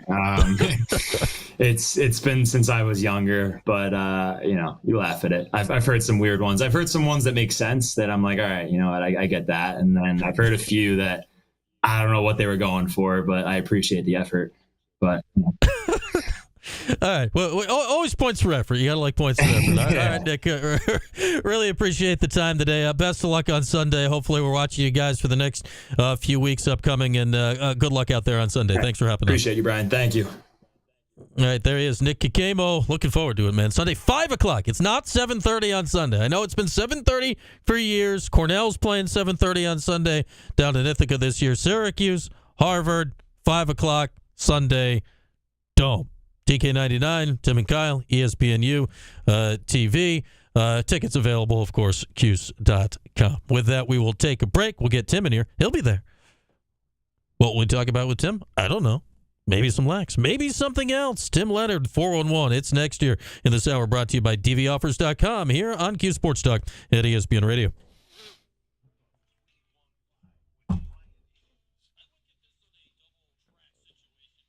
Well, credit to Jordan for that question, Kev. I will credit Jordan for that question.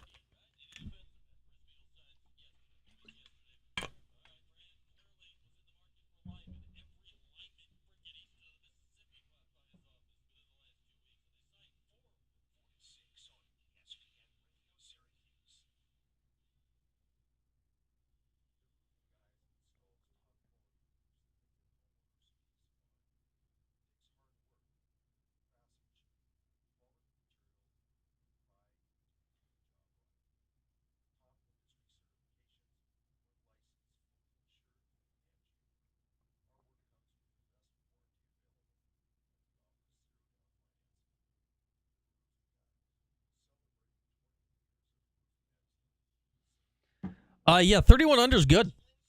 I've heard 31 under is good when you're playing 72 holes. Thunder? I've not heard any thunder.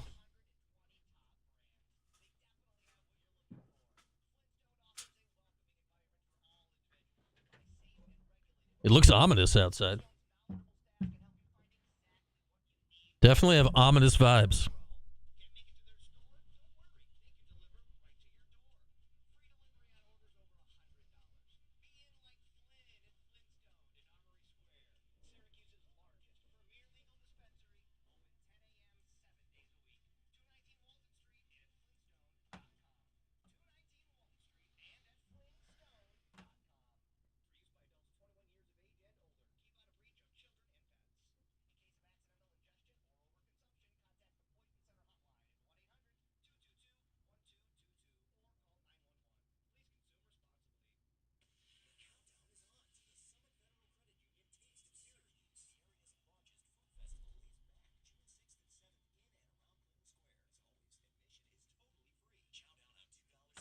Turkeys? Violence in the streets? Not yet. Has it cooled down? Down to 63. Yeah, it's dropping.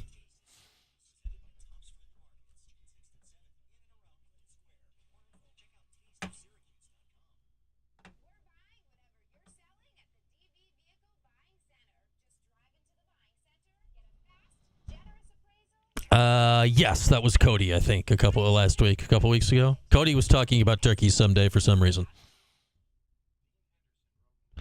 You don't know that, Supercat. They could be quite related. Violence in the Streets was during my show. Turkeys was Cody. Were they the same day? I don't know if that was the same day or not.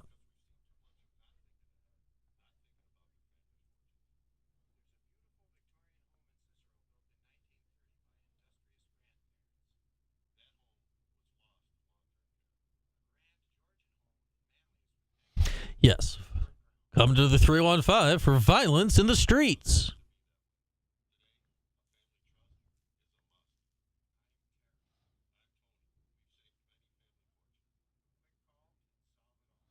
I did have the smashing of a window. Not during the show, but to my window. Safe Flight Repair. Safe Flight Replace.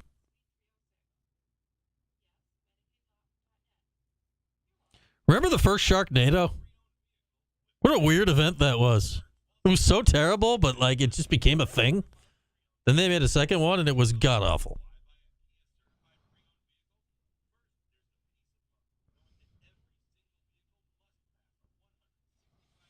That first Sharknado became a weird thing that it was like it just caught fire and like Twitter. Like you had to watch it. Like, all right, I'll watch along.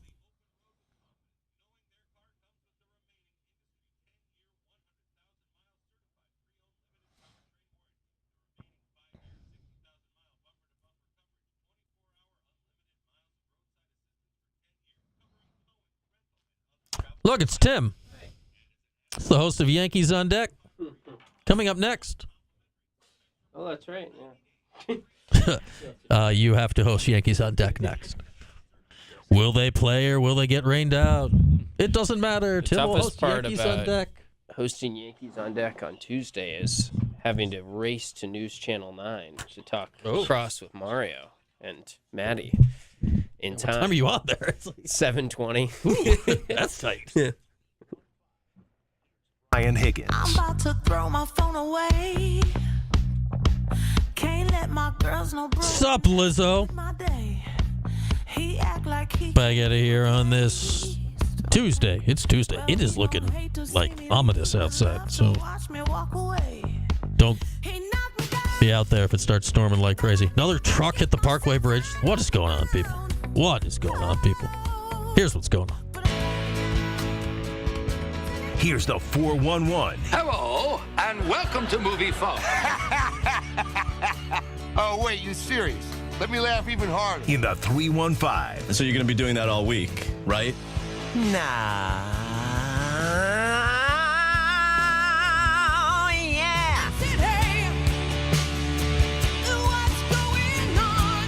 What's going on is this is the 411 brought to you by Superior Plus Propane. Paulie reporting from his way home to Liverpool that there is indeed a truck stuck under the Parkway Bridge. How many times a year does that happen? Like 8,006. Yeah. I mean, it's baffling. There's tons of signs, too. So many signs. They blink and they flash.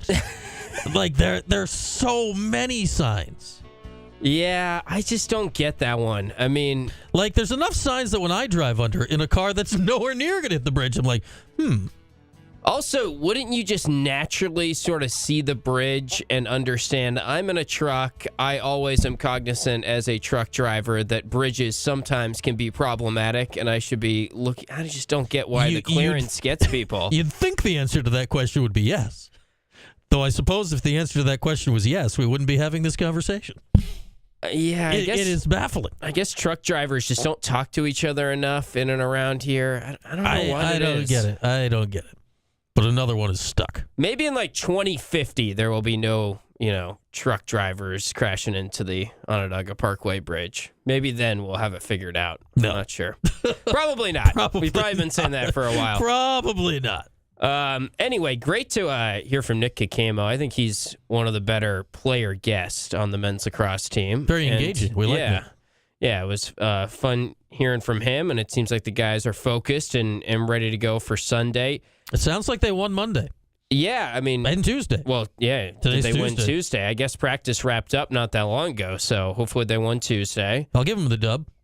The question is, have they ever lost a practice day? Because that's been their thing, we got to win Thursday, we got to win Friday, then hopefully you actually win the game or win the day when it is game day. That'd be kind of funny, Gary, at the end of practice. Not our best one, guys. Yeah. I think today. Thursday got us today, guys.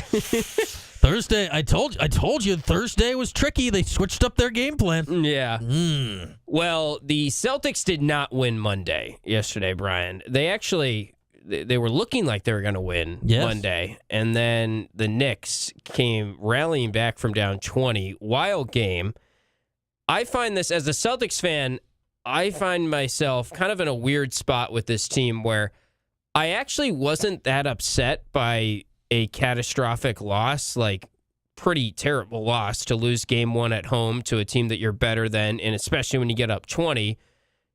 to me, it's almost like you're just expecting them to lose one game in a weird, wonky, indescribable way in every series. It's their thing. Yeah. So it's just usually not game one. I told all my friends that are Knicks fans, they were like, yeah, what do you think the series is going to be? And I was like, they'll probably lose game one and panic will strike and then they'll win the next 4. And I don't know if I'm as confident in that. Now that it's actually happened, you're prepared to back up on it? Well, I didn't see game one being lost quite that way, but I still think they're going to win the series. The thought process on the over, maybe I'm just getting cocky, and maybe that is something that is going to catch them and bite them one of these days, just the fact that they lose some of these terrible losses. I do find it funny because they did was it a playoff record or a game record of missed threes? I don't know. They missed a lot. I think. They missed the most threes ever. People are like, well, why? They should have stopped shooting them. They won the championship last year playing this way. They're not going to stop now. Yeah. Well, there's something to be said for the current state of the NBA and the product, and I'm not the first to say it, and I won't be the last. Oh, yeah. It's just games like that are awful, like when they're just literally miss more than 40 threes. I mean, I think Jason Tatum's obviously a terrific player, and I'm a big fan of his because I am a fan of the Celtics, and he's been their best player for a while. But every time he gets the ball with like 15 seconds left, needing to bucket a tie or take the lead, or it's some isolation set, it's going up from 3. You just know it's going to be a step back 3, and he did it probably 3 times in the last 2 minutes of regulation last night. And every time he shot it, I'm just like, why are we doing this again? Because at least Jaylen Brown, he can't really dribble sometimes, but at least he's aggressive and attacking the basket. I'd rather see that from your star go-to player. What stinks about it aesthetically, I think, for fans is, like, we know the guy is capable of other things. Yeah. Like, I've seen it, and it's more fun to watch all of the things. And that I think that's where it stinks analytically, where the NBA has landed right now, because they're like, no, we'll shoot threes. The numbers say we win when we shoot threes, when you know the guy can do other stuff that's potentially more fun to watch. There was a lot of talk on the broadcast. Reggie Miller kept bringing up how Jalen Brunson is like the best clutch player in the NBA this year based on stats, I guess, and he's been Mr. Fourth Quarter, and it seems like that is true when you watch him. Yeah, great yesterday. Yeah, the eye test seems to back that up. And he was attempting a lot of threes too, but that's a little bit different when he's got like Al Horford switched onto him and he can get some separation, I think, more. But I just want to know, what are Tatum's stats in crunch time, because you never really see stuff about it. And as a Celtics fan for a long time, I'm sure they're better than I'm remembering, and I'm sure I'm being a little too hard on him, but at the same time, it just feels like we're always watching that missed shot in the same way when it is a crunch time situation for him. Tatum was 4 of 15 from 3 last night. Jaylen Brown was 1 of 10. Yeah, from 3. It was all bad. Derek White was pretty much the only guy. 5 of 16. For Derek White? Yeah. 5's good. The 16 is like, oh, that's not as good. Wow. There was one play where Derek White, it was almost a fast break situation where the Celtics had numbers in transition, and White, I think, got a rebound, and they still had like a clear lane to the basket. He was just to the right of the right block, wide open. And his first instinct after getting the rebound was like, who am I passing the ball to for 3? Yeah. When he had a wide open lane to take a layup. And some of this has just become normal watching in the NBA. But I think we've kind of lost the plot at this point with some of this stuff. That's where I think it's so weird that the idea was to get rid of the inefficient mid-range shots. Yeah. That doesn't mean get rid of the shots at the rim. You're still supposed to take the rim. It's threes in the rim. I feel when sometimes they forget that the rim, like, all right, I get it. You don't want to take a pull-up 21 long two-pointer, 21-footer long two-pointer. I get the analytics behind that. The two-pointer at the rim, though, that's still a good bet. A wide-open layup, yeah, that's still a good idea. Like, people, I feel, forget that part of it when they get out there. Is the NBA, to you, is this enough of a problem that they need to alter the rules, change the three-point line, or is it... That's where it's tough. Yeah. Like, because I don't know what my opinion is either, because I don't really blame what teams are doing. They're just following what the analytics are saying, and it's a more efficient product to be shooting this many threes. They're getting better offensively. But at the same time, it isn't as much fun to watch, I feel like. Well, it's the same thing baseball's run into with the three true outcomes, right? It's just like the analytics, while they in many ways are ruining the ideal way we prefer to watch the game. And baseball made some radical changes, and I think they've definitely helped the product overall. Yeah, that's just because what do you do to the 3-point line? Do you move it back? Well, if you move it back, either you're going to have some that's way further than others, or you're literally not going to have a 3-point line in the corners. Like, you physically, like, honestly, the way to do it is potentially to literally make the court bigger, like wider.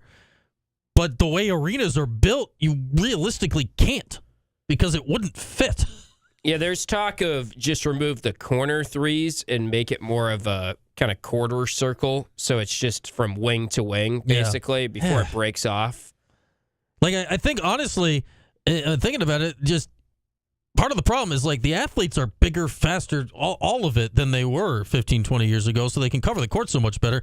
A wider court is probably actually the answer, but fitting a wider court into specifically designed bajillion-dollar arenas, that dog probably ain't going to hunt.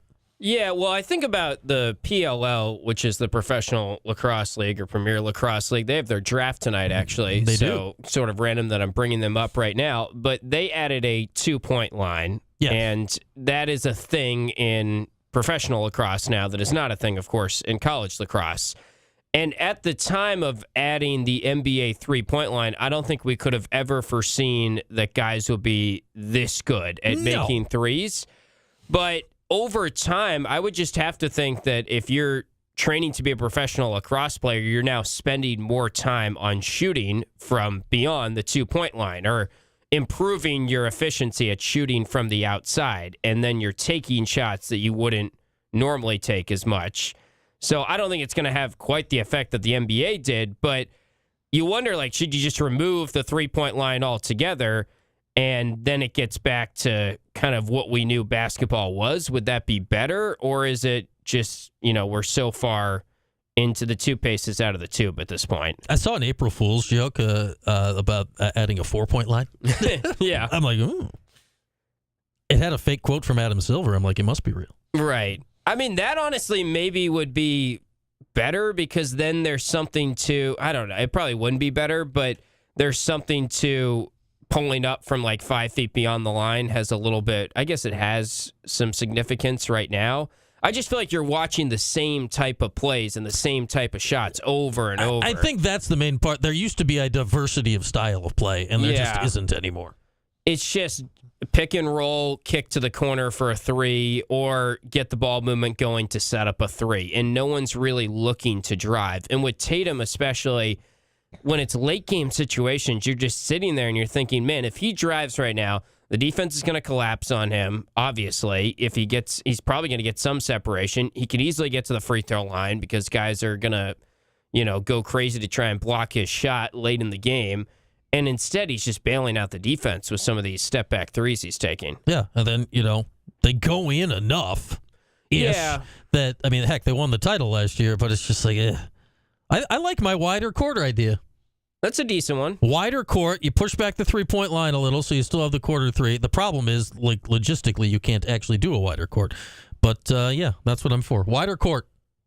Let's go. By the way, on the note of the PLL draft, just going to sneak this in. Any Cuse guys tonight? It looks like Sam English could be the 2nd or the 3rd pick. Players like him are, like, middies with never die engines are invaluable on shorter PLL rosters. Yes, he is a good fit for the league. The California Redwoods, who their general manager is one Joe Spallina, the father of Joey Spallina. He carries a tremendous nickname of Trader Joe, not Trader Joe's, the grocery store, Trader Joe. I was at Trader Joe's yesterday. It's a fantastic establishment that did not pay for me to say that. But Trader Joe is probably eyeing Sam English, I would think. Maybe Andrew McAdory, who was Or does he just want to take him to trade him? He could. He said that there was a significant offer for the 3rd pick today that he is going to weigh up until the clock goes to 000 on the 3rd pick. Also, Owen Hiltz, I think, could get taken with the 4th pick. It seems like Hiltz or Coulter Mackesy will go 4th, because I'm forgetting on the team who has the 4th pick, but they are targeting a lefty attackman, and of course, Hiltz is a very good one. Have they done the NLL draft yet? Hiltz must have been crazy high in that, right? Yes, I think he was I know Sam English and Michael Grace, who you brought up earlier with Nick Caccamo. Michael Grace was the 3rd pick in the NLL draft. Yeah, he plays a lot of box. Yeah, and Sam English was number 2, I believe. Okay. And that was before the season, but that's just how it works out. So, yeah, it should hear, and I think Michael Grace will probably hear his name in maybe the 2nd or the 3rd round tonight. Yeah, I mean, that's a pro. I mean, he's big and athletic. It just makes sense. All right, with that, we'll take a break. We'll talk to a guy that's going to be on the coverage of that tonight and one of the ESPN somethings. Paul Carcaterra plans on being on the show tomorrow. He would have been on today or yesterday, but he's busy doing that. Yeah. So I said, all right, you're busy doing that. What day can you do? And he said, probably tomorrow. So we're probably going to do that. Tim is definitely going to do Yankees on Deck. That's coming up next. We'll tell you about that and what's on tap after this. It's Q Sports Talk and ESPN Radio. I think it's on ESPN Plus only. I don't know. Yeah. I got to that sentence and didn't know where we were going with it. But yeah. That's one of the Now ESPN. I'm racking my brain. Like, was Hiltz taken? Because he should have been. He had to have been at some point, right? Yeah. But I just don't remember seeing that. Let's see. But anyway, I think it's going to be funny because Joey's dad, Andrew McAdory, was a Club 91 guy with Joey, and he went down to Duke, and he tweeted, like, going down to watch the ACC championship game. Should be some good scouting for the 2nd and 3rd picks, which, I mean, obviously, first and foremost, is there to watch Joey, but I guess McAdory and English probably wouldn't be crazy to think they go 2 and 3. Obviously, CJ Curse will go 1. Of course, the NLL. When is the NLL draft? It's before the season, like the college season, and then they get added. 2025 NLL draft. They basically pick guys like in. I don't know why it's that way. Maybe why is Google not delivering me the answers?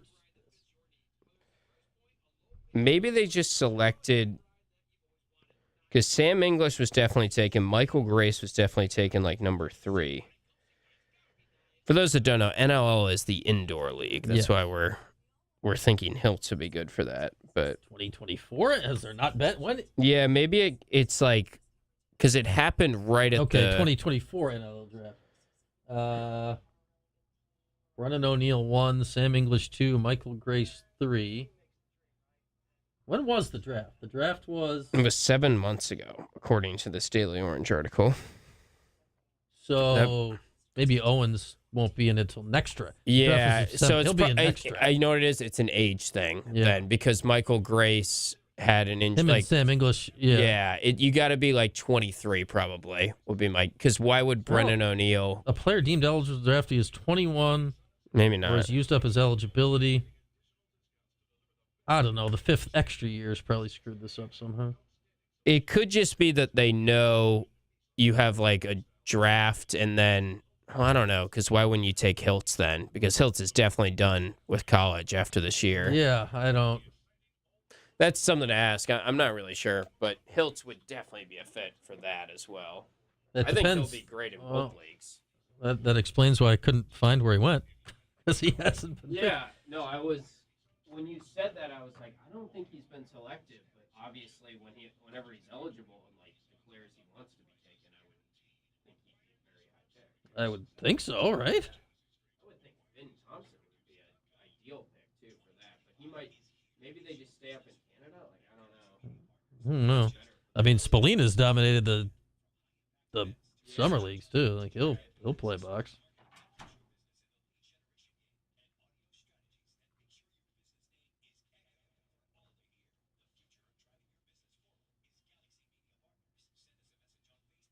See you, Kev.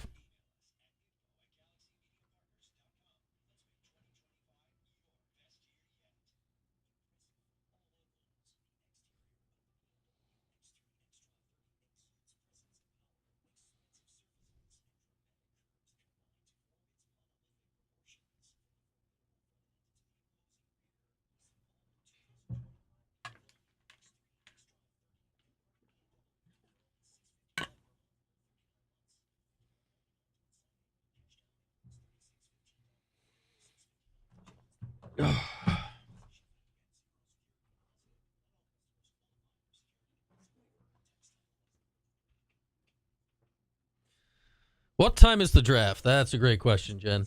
7? MLL draft.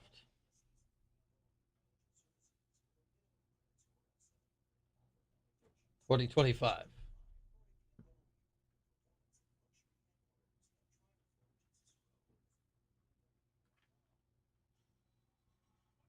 No, MLL. PLL. It would help if I typed the right thing. 7 o'clock ESPN Plus.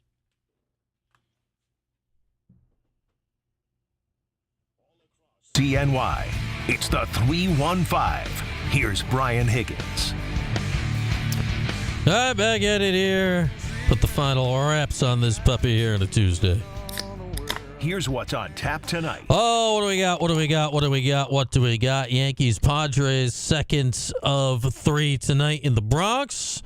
Pods won 4-3 last night. Tim Leonard, who was just right here, has left the room. He will return to the room shortly for Yankees on deck. Top of the hour, Clark Schmidt on the bump tonight for the Yanks. What's on tap of the old program tomorrow?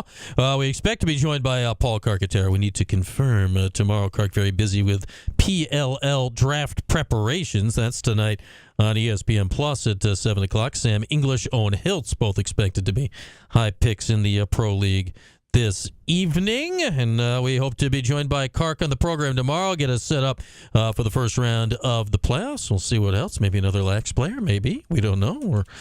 We're deep in negotiations to see what goes on the show tomorrow. Will Fran Brown do something? It's always in play. Always in play for Fran Brown to do something. But thanks to Nick Caccamo for stopping by the program today. Always great to talk to our guy, David Hale from ESPN, who covers the ACC so well with his colleague, Andrea Adelson. Good conversations with both. With that, stay dry out there, everybody. Have a good night. We'll talk again tomorrow right here, 4 o'clock on Q Sports Talk and ESPN Radio.